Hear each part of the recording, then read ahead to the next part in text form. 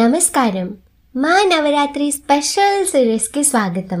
వచ్చే 9 రోజుల పాటు మనం అమ్మవారి రూపాలను ఒక్కొక్కటిగా కథల ద్వారా, పురాణాల ద్వారా, భక్తి ద్వారా తెలుసుకుందాం. ఈరోజు మొదటి రోజు శైలపుత్రీదేవి ఆరాధన. మహిషాసురుని కథ.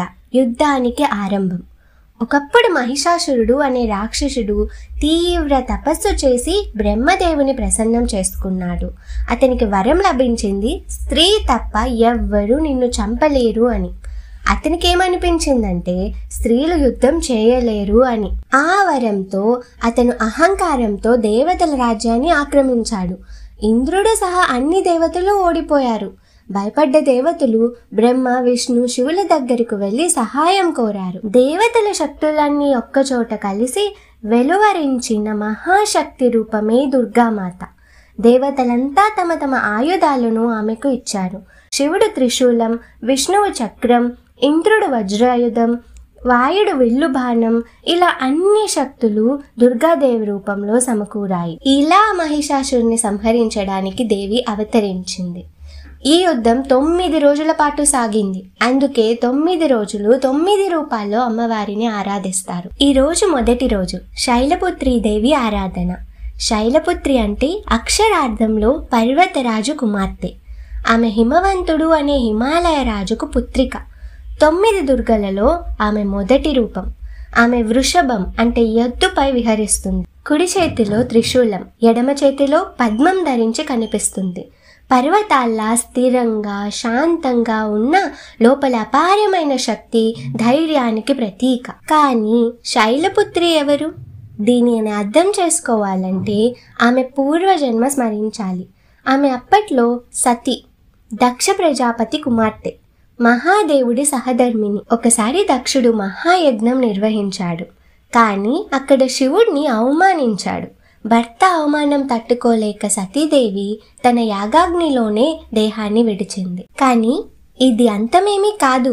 మహాదేవునితో మళ్ళీ కలవడానికి, దైవలీల కొనసాగించడానికి ఆమె హిమవంతుడి కుమార్తెగా, పార్వతిగా, శైలపుత్రిగా పునర్జన్మను పొందింది. నవరాత్రి మొదటి రోజు శైలపుత్రి ఆరాధన ఎందుకు చేస్తారు? ఎందుకంటే ఆమె ఆధ్యాత్మిక ప్రయాణానికి ఆది బిందువు. ఆమె మూలాధార చక్రంకి అధిష్టాత్రి దేవత.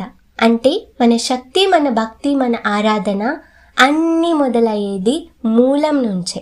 పర్వతాల్లా బలంగా, లోతుగా వేరువేసినట్టు మన ఆత్మస్థైర్యం కూడా ఆమె కృపతోనే స్థిరపడుతుంది. నవరాత్రి మహాకథలో మొదటి రోజు అంటే శక్తి అవతరణ ప్రారంభం.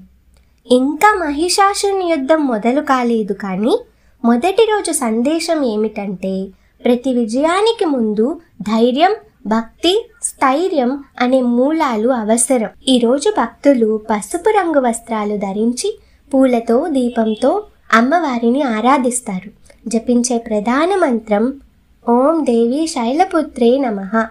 ఈ ఆరాధన వల్ల ఆయురారోగ్యం, శక్తి, కుటుంబ శాంతి లభిస్తాయని నమ్మకం. కర్షకులు కూడా భూమాత రూపమైన శైలపుత్రిని ఆరాధిస్తారు. శైలపుత్రి అమ్మవారికి అనుసంధానమైన మూలాధార చక్రం గురించి తెలుసుకుందాం. ఇది మన శరీరంలోని మొదటి శక్తి కేంద్రం. వెన్ను ఎముక కింది భాగంలో ఉంటుంది. దీనివల్ల మనకు భద్రత, ధైర్యం, స్థిరత్వం వస్తాయి.